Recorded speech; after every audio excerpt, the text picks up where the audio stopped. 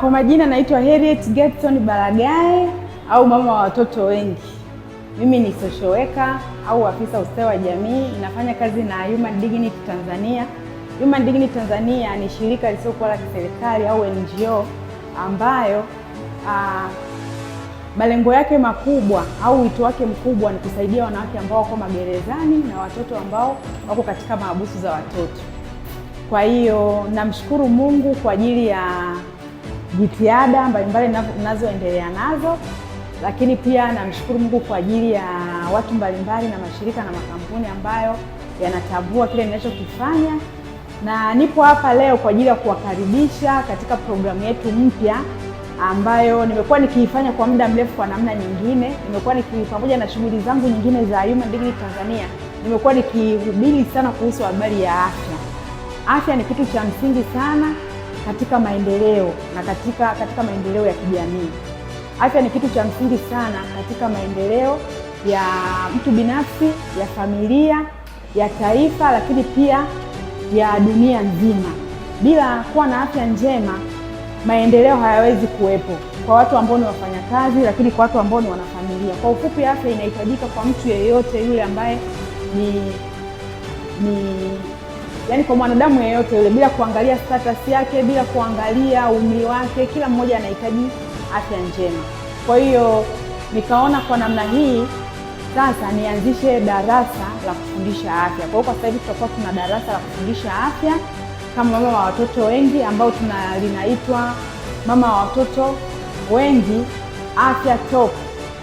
Afya talk kwa maana tutakuwa tunaongelea masuala ya afya. Tutakuwa tuna darasa zuri sana, mtaliona, ambapo sasa kuanzia tarehe 3 mwezi wa 7 2026 ndio tunafanya uzinduzi. Kwa hiyo tunawakaribisha wote tarehe 3 mwezi wa 7 2026 ndio darasa letu litaanza rasmi, lakini baada ya hapo tutakuwa tunafanya kila mwezi. Kwa hiyo mwezi wa 8 pia tutakuwa nalo mara moja.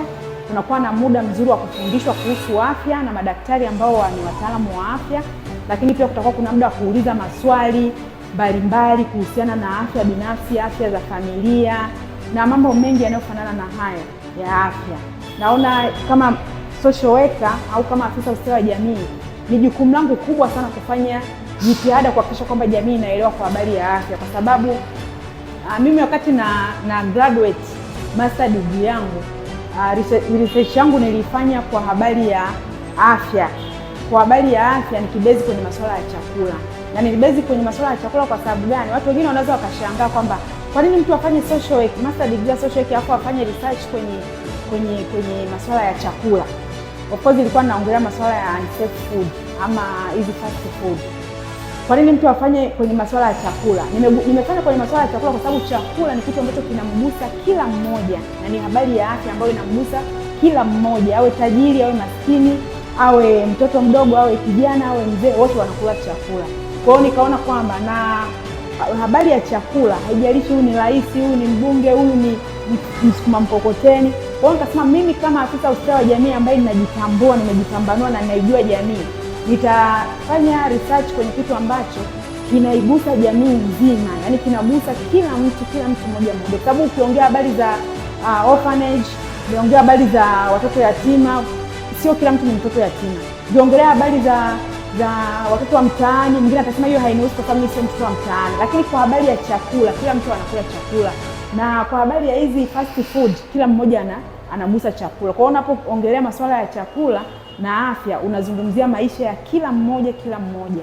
Kwa hiyo nikasema bado nitaendelea sasa, nitafute namna ya kuweza kuendelea kutoa elimu katika jamii kwa habari ya afya, na nashukuru Mungu kwamba nimeanza sasa mwezi huu wa 7, na hii project ninafanya pamoja na watu wa Revobit International. Nimewaomba na wamenikubalia kwamba watatoa darasa bure kwa ajili ya kufanya madarasa haya. Watatoa madaktari wao bure kufundisha habari za afya kwa wanafamilia, na bado wataendelea kutoa pia na vitu vingine mbalimbali. Kwa hiyo karibuni wa Tanzania, karibuni watu ambao wako nchi za nje pia.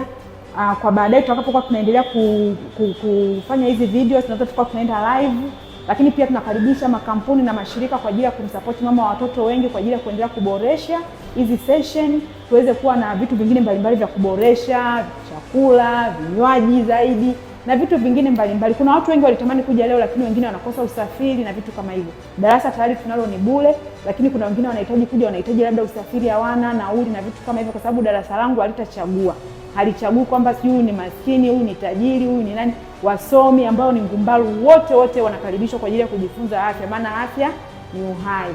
Nawashukuru sana, karibuni sana. Tutaendelea kuwa pamoja, kila mwezi kutakuwa kuna darasa la Afya Talk, kwa maana kwamba tutakuwa tuna maongezi ya kiafya. Daktari anatufundisha, lakini tunauliza maswali, kila mmoja kulingana na elimu yake na ufahamu wake atauliza na atafahamishwa. Lakini pia kutakuwa kuna check up itakuwa inaendelea kwa watu watakaohitaji, kwa sababu madaktari wapo.